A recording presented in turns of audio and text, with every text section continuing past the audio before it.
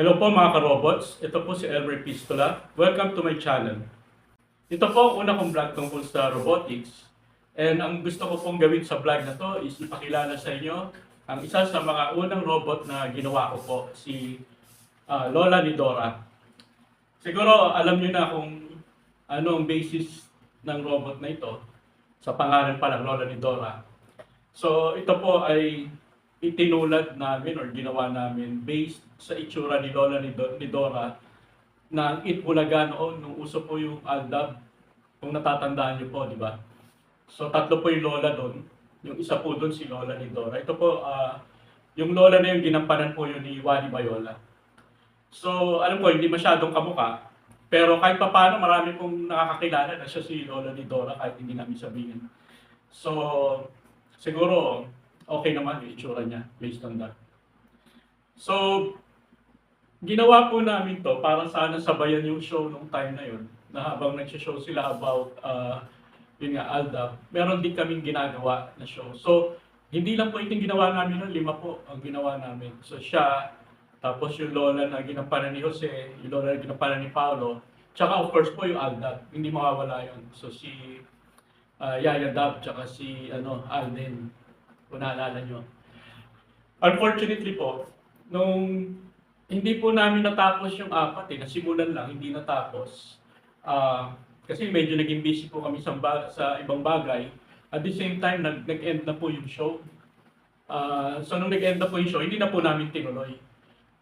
In a way, parang nagsisi ako dahil naisip ko part to ng pop culture ng Pilipino. So dapat tinuloy ko na rin eh.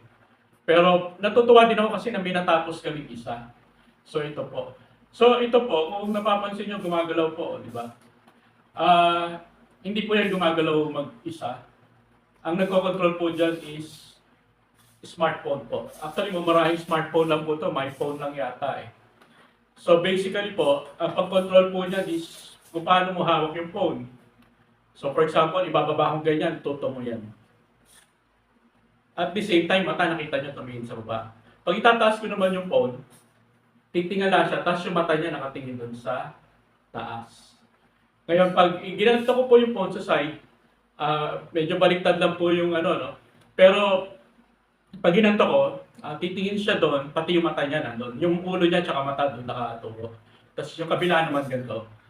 Again, dito naman nakaturo yung ulo niya tsaka mata. So, mapapagalaw niyo siya.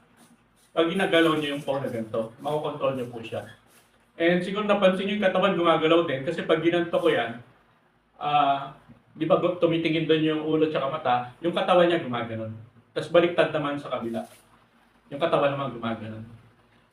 Hindi namin masyadong nilakihan yung movements para po hindi masyadong masira agad yung motors na nagpapatakbo ng katawan kasi medyo mabigat po ito si Lola ni Dora.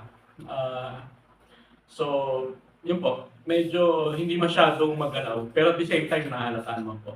Ngayon siguro nagtataka kayo, pwede ba yung bumuka yung bibig so that pwede mong gawing puppet? O pwede po. Ang gagawin nyo para doon is, itatouch nyo yung, kita nyo, gumagalaw yung bibig. Itatouch nyo itong screen. So pwede mong, kung puppeteer ka, pwede mong itab, hello, I am Midora. Pwedeng ganun. Siyempre, nakatago kayo. So, marami po nakikita use ito for entertainment purposes. For example, sa mga malls po, pwede ikalat to. Nakatago yung nagko-control. So, akala ng tao meron talagang robot. Or lalo na kung mapapaganda yung itsura. So, kung may mga artists po sa inyo na gusto makipag-collab sa amin, gawa po tayo ng mga robot. Mga Voltes 5 or mga kamukha ng iba artista. And then i-offer natin sa malls and theme parks. Anything that or any establishment na gusto mag-attract ng customers, pwede natin itong i-offer. So, yun po. Ngayon, hindi ko na muna i-detalye yung kung paano nag-ooperate ng robot. Pinakita ko lang po sa inyo. Pero basically, para rough overview lang po, yung phone po na to, meron po siyang app, na isang Android app, na ang ginagawa niya, gumagamit siya ng Bluetooth para magpadala ng signals dito sa robot. Ngayon dito po sa loob ng robot, meron po yung Arduino board. Kung ECE kayo or nagro-robotics kayo, alam niyo kung ano yung Arduino board. Meron po dyan sa loob. Tapos yung Arduino board na yun po, meron din po siyang Bluetooth shield. yun po yung nag-a-allow sa Arduino na makipag-usap sa cellphone na to using Bluetooth. Kaya pag nakita nyo dahil Bluetooth po, wala pong wires. So, pwede ako lumayo, gagana pa rin po yan. Lalayo ako, gagana. Kasi po, wireless nga dahil Bluetooth ang ginagamit. And of course po, meron dyang servo motor shields. Pero kung gagamit kayo, hindi nyo kailangan yung servo motor shield kung ano eh.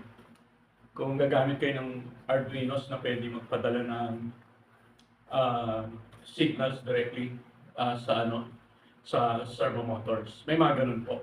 Yung pulse width modulation is being handled by the board itself. Diretso na dun sa servo motor. So, yun po, ganun lang kasimple yung app po namin, nagpapadala. Ito po, prinogram namin yung app namin na malalaman kung paano mo hinahawakan yung cellphone. Kasi meron po itong mga gyros po, di ba? Ito yung nag-measure ng rotation ng phone. So, nalalaman niya kung itinatagilid yung ganito or ganito or ganito or ganito. And then, based kung paano yung hawak, magpapadala ng tamang signal dun sa Arduino, dun sa robot. Tapos yung Arduino, kukontrolin po yung motors ng robot. Basically, ganun lang po ka-simple ito. And masarap po itong hobby na to. Medyo mahirap lang gawin dahil marami pong aspeto to. May mechanical, may electronics, etc. May art. Kung titignan nyo, hindi naman to basta pinagsama-sama lang ng materyales, ginamitan din kahit pa paano na art. Kaya nga ini-invite ko yung mga artists kung gusto nyo mag-collab with me. Kasi uso na po, di ba, may mga artists gumagawa ng mga toys, sculptures, etc. Pwedeng gumawa ng gano'n na gumagalaw. So, pwedeng offer sa mga team arts and mods. So yun po, yun lang po muna sa episode na to. Doon po sa next episode, medyo bubulat-latin po natin loob dito para ma-appreciate nyo kung ano. Ay, by the way po, nakalimutan ko sabihin, gumagalaw din po yung kamay niyan. Ganito rin po, may pipindutin kayo rito. So yun po, kompleto si Kat. Pwede na siya mag-stand-up comedian. Kung mahilig kayo doon, pwede niyo siyang gamitin as stand-up comedian. Nakatago kayo nagsasalita, pero siya yung nag-a-act out. So yun po, I hope you enjoyed my vlog today. Maraming salamat po sa pakikinig. Have a pleasant day po sa inyong lahat.